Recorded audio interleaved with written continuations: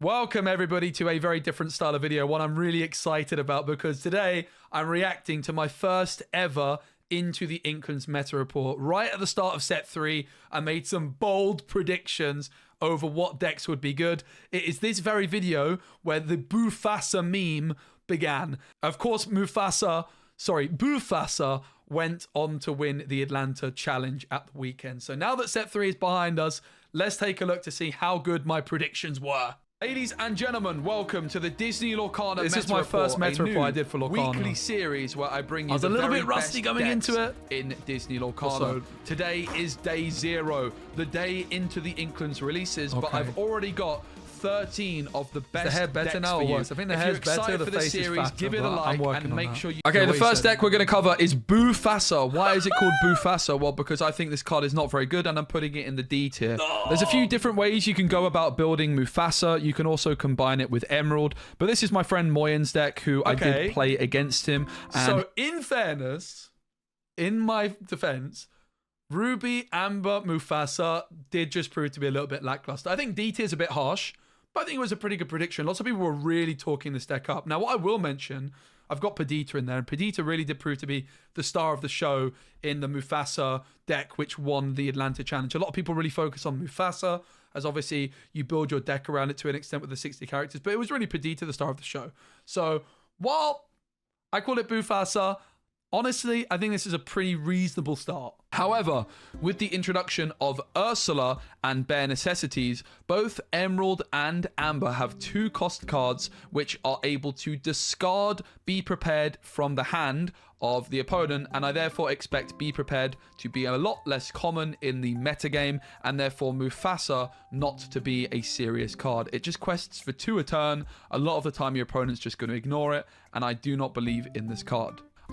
Honestly, stand by this take. Interestingly enough, I do think the Mufasa moving into set 4, what a freeze frame, by the way, has become more interesting with the introduction of Sisu. Sisu cannot be discarded by Ursula and by Bare Necessities, and therefore I think Mufasa actually has a place again. Now, of course, Mufasa proved to be very, very good in the Atlanta Challenge winners deck, but it was a different style of deck utilizing Mufasa with Fairy Godmother. Still have not yet been able to watch the finals take place. But yeah, it's definitely very interesting. I stand by Mufasa, Ruby, Amber in D tier. I stand by it, okay? Because look, Perdita bounce, that is Perdita, Amber, Amethyst. That's going... You just wait. You just wait. I suppose then next we should talk about the classic control decks, which is the Ruby Amethyst decks. What I would recommend you doing is, if you're someone that enjoys playing Ruby Amethyst, I would pretty much just stick with the same list that you've already been using, but you definitely want to be adding in Chernobog's followers as well as Madame Medusa. These are the 2 new tools which are particularly strong for this deck.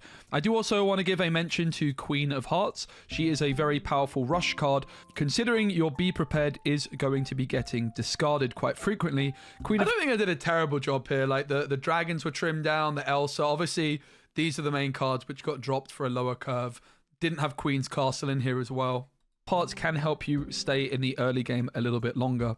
I'm also playing 3 copies of Pan Shadow. This is because it's going to turn all of your other characters with Rush into evasive cards. This means, for example, Maui is going to be a great way of dealing with Jafar. It's also going to be very strong against other Minnie Mouse stylish surfers, but the Peter Pan Shadow is definitely the most cuttable card from this list. How often in set 3 metagame did you see a Peter Pan Shadow Maui removing a Jafar? Yeah, me neither. But, like, things I missed out on here were the crabs. Crabs weren't really, I don't think, very popular in set 2. Of course, then they proved to be really nice to deal with locations in particular.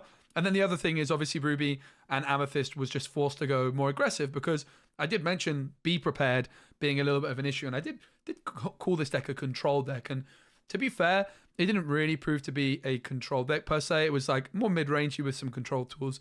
Tremaine and Madame Medusa count, probably a little bit too high on those as well.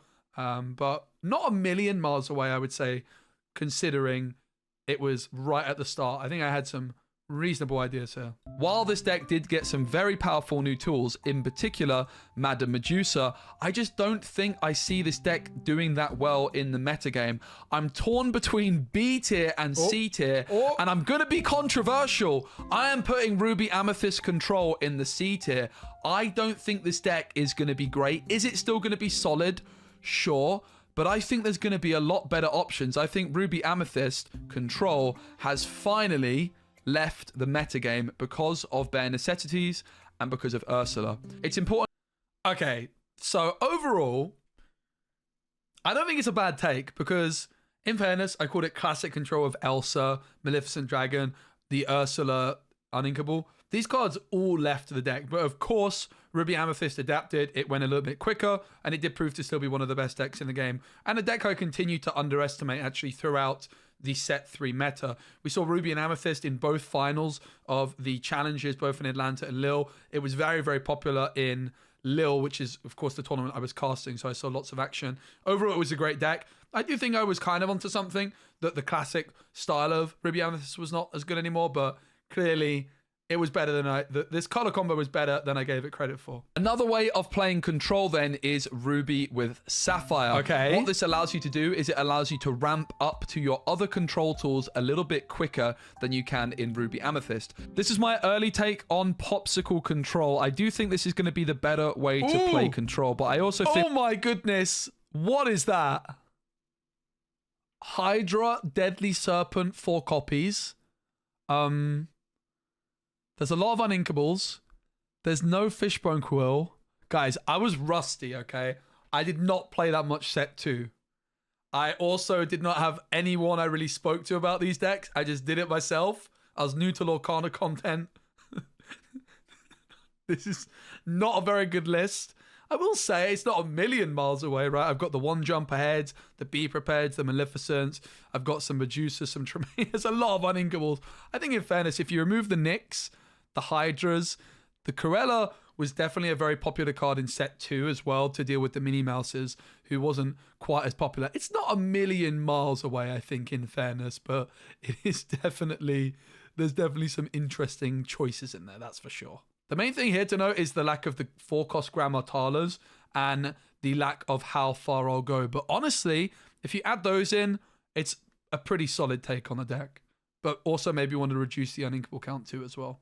I think there's a lot of room for experimentation here. For example, this deck is currently playing 4 copies of Hydra, Deadly Serpent, but we already have a lot of options in at 6 costs that are uninkable. What this deck is currently struggling in, though, is lore. So I can definitely see this deck developing to play a few locations with big defense while you control the board and stop your opponent from being able to challenge your locations, which gain that passive lore. Of course, you can play Be Prepared and it's not going to remove your location. So there's definitely some interesting synergy there to experiment with. So even if you're Be Prepared, honestly, pretty good ideas, right? The location, similar thing, like you're clearing the board, trying to gain lore in unorthodox way. That's where the Lucky Dime came in. So I did identify the weaknesses of the build pretty reasonably well. Ed is getting discarded by an Ursula or a Bare Necessities. You still have access to your board control tools like Lady Tremaine, Madam Medusa, Hades, quite a bit sooner than you would in Ruby Amethyst. There's still definitely some refining and tweaking with this list. It's not a deck I've been able to spend as much time on. And I'm sure in the next week, this list will become more refined. For now, I think I'm going to put it into the B tier. I think it's a solid deck and is going to be a better control deck than Ruby Amethyst because you can ramp more quickly into your control tools and therefore you're able to deal with these aggressive decks a little bit better, even if your Be Prepared gets discarded. Oh boy, up next. Okay. Overall, not bad takes. Probably deserve to be higher up, but of course, with the way I built it, I think B tier was generous. The Lucky Dime definitely unlocked the potential of this deck in particular. And we've got Jafar up next. Oh my goodness. Next we have Jafar. I have a whole deck guide on Jafar, which I posted yesterday. Okay, this is my favorite version of All in Jafar. It's slightly different from the list that I shared yesterday in my video in the fact that I added... Okay, I do want to say lots of the Jafar decks we've seen are more control orientated, whereas my background in card games from Gwent is A card like Jafar just is my kind of card where I try and abuse the card to its absolute maximum. So my way of building Jafar was as an aggro deck, essentially. I wanted to be all in with Jafar. I was using bosses on a roll to put the whole new world on top. And I played a very similar deck, actually, in a tournament, one of tiers, got like 64th place. So top 64, which was pretty solid. That was like halfway into the set 3 meta. So this style of deck was definitely not that bad. Obviously, I think it's fair to say that the more control-heavy versions of Jafar were more popular and had better results. But this deck still has a very special place in my heart. I love the all-in Jafar builds. Oh, God. I'm going to put it in the S tier. I think it's good.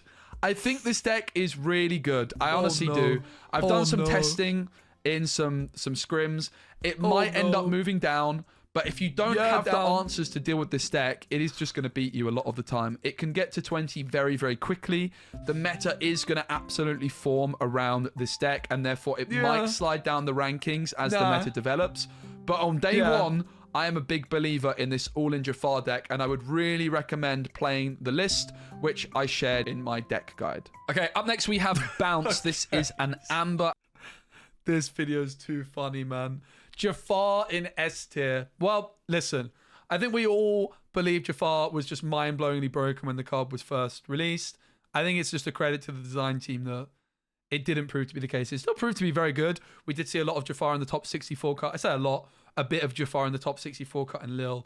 But up next is the one I'm most excited for. So the next deck is a Perdita bounce deck, which is Amethyst and Amber, which of course, this style of deck won the Atlanta Challenge out of nowhere. And it is a deck I actually believed in for a very long time.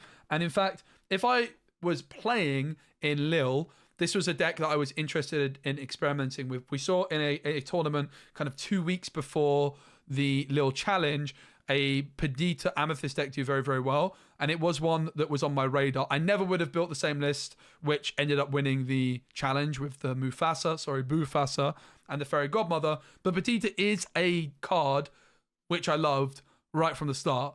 And I was planning on making this video before the challenge, and I was dreading the rating I'm about to give. Whereas now, I feel quite smug about it. An Amethyst combo deck. This is my early take on the Amber and Amethyst combo. This one actually includes the 1-turn knockout Merlin Shapeshifter. So, okay, so there was a new 1-turn knockout, like 20 lore in 1-turn combo at the start of set 3. And of course, being the man that likes to get YouTube views, I was like, okay, I'm going to post a video of the new OTK combo, which basically what it was Pride Lands, and you can still do it. You move Kuzco or Simba into Pride Lands. Okay. And then, what is it? Oh, you need 2 Madam Mim snakes. So you need a Madam Mim snake on the... No. Oh, what the OTK combo is, it's so ridiculous. You need 2 copies of Pride Lands down with a Prince or King in both. So let's say Kuzco in one, Simba in the other, which is going to reduce the cost of all of your cards by 2. And therefore, if you have a Madam Mim snake on the board and a Madam Mim snake in hand, you can loop the Madam Mims infinitely, right? You play a Madam Mim, it costs 0 because its cost is reduced by 2 to pick up the Madam Mim, and you can rinse and repeat. And if you have Merlin Shapeshifter on the board, whenever one of your other characters is returned to your hand from play, this character gets 1+ lore this turn. So then Merlin Shapeshifter can get to infinite lore in a single turn. Obviously, all you need is 20 if you have that exact combo. So 2 Pride Lands with a Prince and King in both, Prince or King in both, a Madam Mim snake on the board, Madam Mim snake in the hand, Shapeshifter down on the board ready to quest, you win the game in a turn. But the thing is, I really like the feeling of the deck without the OTK combo. And yeah, let's just see what I have to say.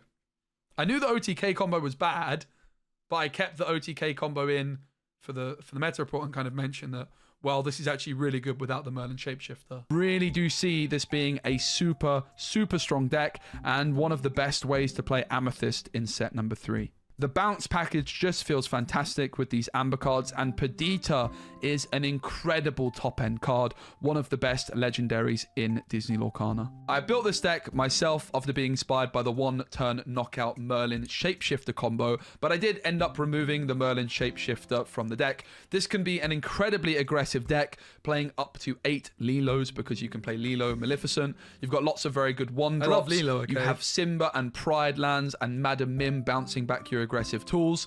I think this deck's just got it all. It's got a very aggressive early start, but then also a good top end in the form of Perdita, who is incredibly difficult to deny. I think this is going to be one of the top decks in the set and a contender for best Amethyst deck alongside Jafar. I'm going to go ahead and put this one up into the S tier I bet you didn't see that coming. Up next, we have Discard. Discard is... I bet you didn't see that coming. I mean, I'm going to take that. I am taking that. I may have put Mufasa down here, but Amber Amethyst in S tier. I'm happy with that. A very interesting deck where you're playing cards like Prince John, perhaps Bucky. Discard. When I was planning this video, I really thought I was just going to be roasting myself with this deck in the top. It's like people are just going to lose all their respect for you, but hey. It looked pretty good during set 2 for a while, but it had one big issue, which was that it lost very hard to steal because of cards like Tinkerbell, but moreover, grab your sword on turn 3 or 4. I haven't had the chance to test Discard, but I have played against it quite a bit, and I do think that it's going to be a very difficult deck for a lot to deal with. This is a lot more all in on forcing your opponent to discard their whole hand. We're playing Bucky on turn 2, followed by Prince John on turn 3 into lots of Floodborn characters to force your opponent to discard their whole hand. The Strike a Good Match is probably the thing that jumps out. Strike a Good Match is a very interesting card. It's definitely one which I overestimated how good it was as just a thinning tool. It's definitely good if you're playing like Jafar and you've got some synergy there, but yeah, deck is not a million miles away from being something solid though. And I do think that this deck is going to be very powerful into a lot of the top meta decks, but it really, Discard is more of a meta call, and therefore I would imagine in the first few weeks it's not going to be the best way to go. But I'm going to put the Discard deck into B tier, and I could absolutely see this deck becoming a better deck once the meta settles a little bit more. Up next we have Pirates. Pirates is a Ruby and Steel deck where you utilize cards like John Silver and lots of... Everyone was so hyped about Pirates in the first few days. Let's see how locations with including the Jolly Roger. This is my take on Pirates, which I've done a full deck guide on. I think it's very powerful with this John Silver Greedy Treasure Seeker in particular. This card, I do think this is a pretty strong deck and is going to prove to be a powerhouse. I'm going to put it in the A tier. I don't think it's quite got as much potential as the decks in the S tier, but I still think it's a very powerful deck within its own right and could prove to be better as the meta develops. Again, it's very early days. Up next, we have an all-in aggro deck. This is one of my favorite decks from set 2, where you're pairing Amethyst with Ruby. So this hyper aggro deck was one of my favorite decks in set number 2. There's a lot of synergy between the Ruby cards as well as the Amethyst cards. For example, you can quest with your Arthur, bounce this LeFou back into your hand, and then replay the LeFou to ready your Arthur again. So it's very difficult for your opponent to interact with your side of the board. One thing this deck, if your opponent quests with or Ursula in Emerald, I think aggro decks would quite like to have access to the Amber Bare Necessities or the Emerald Ursula to deal with Grab Your Sword. So there's definitely different ways you can go about it. Currently, though, I don't think aggro is the best way to go because of the popularity of Steel and Emerald.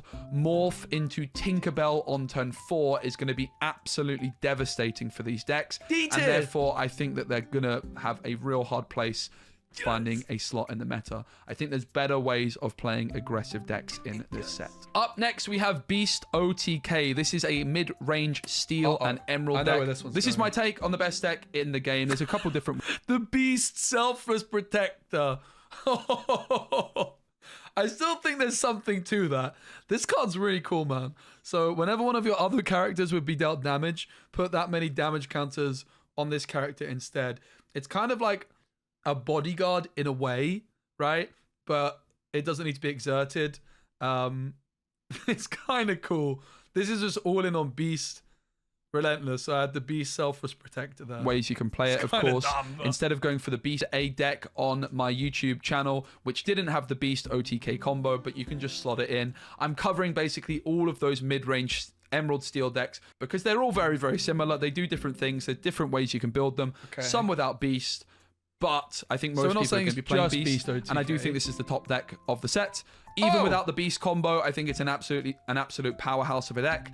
It's just got all the best stuff that you could possibly wish for. I think Emerald is the best color this set. I think the legendary Ursula with Let the Storm Rage On is an absolutely disgusting combo. You've also got the 2-cost Ursula to discard your opponent's strategies. You have cards like Morph, which you can play Robin Hood or Beast on turn 3 or Tinkerbell on turn 4. You can sing A Whole New World early to discard your opponent's hands in certain matchups.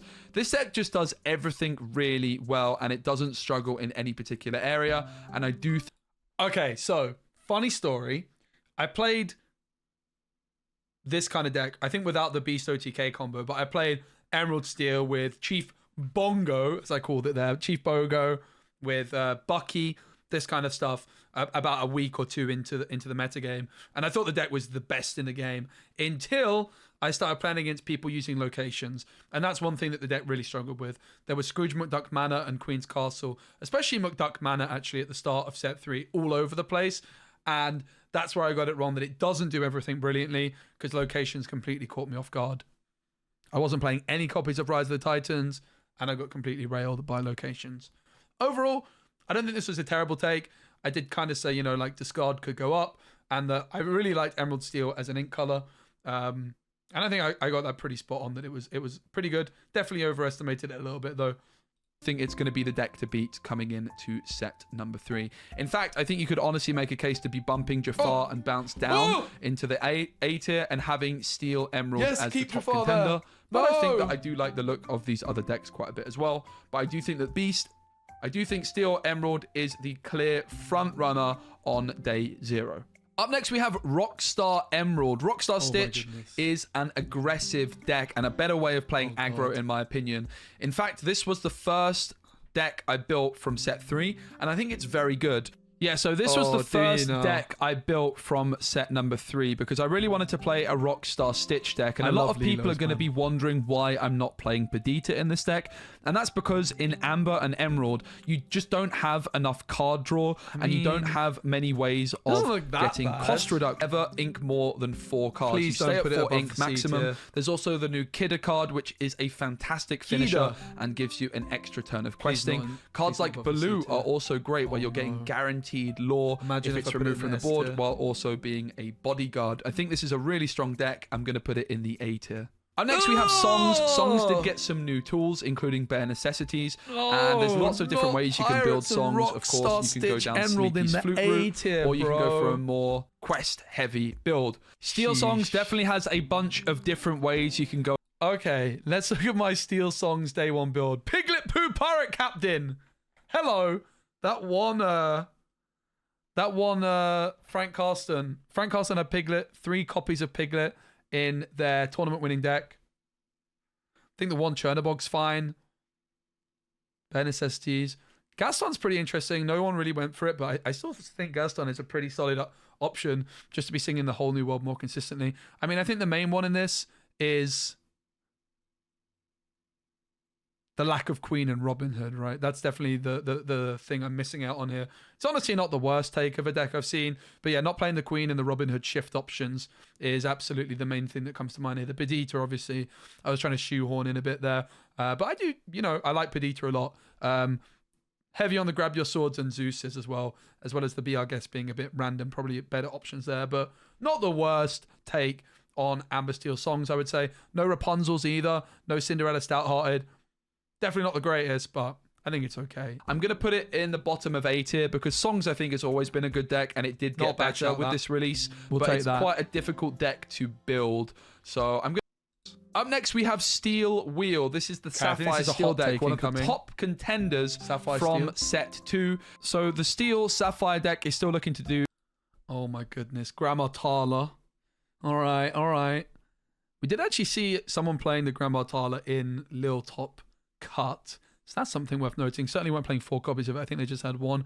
Honestly, this build doesn't look too bad. Gone for the 1-jump bells with Tala. The main thing to remove would be the Grandma Talas, right?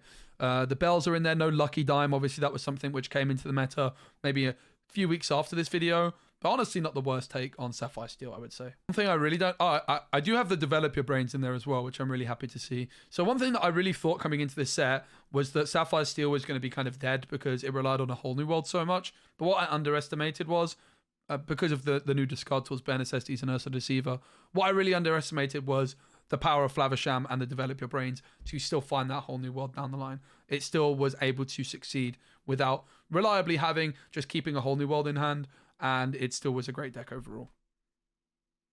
You can keep dumping cards with your Fishbone Quill, and then you win with Bell. However, this deck became a lot less consistent because of Ursula and Bare Necessities. Now, of course, a lot of you are going to say, well, I can just mulligan my whole new world and then it can't be discarded. And while that's true, you then still need to draw your whole new world, and that does just make the deck a lot less consistent and therefore a lot worse. Of course, the deck did get some new tools, in particular Grammar Tala. This is the best really deck interesting. In my opinion. So I do think this deck is still going to be a solid meta deck, but controversially, I'm going to put it into the B tier because I do think it became a lot worse, and I do think the consistency of it's a good take until you see what's above it.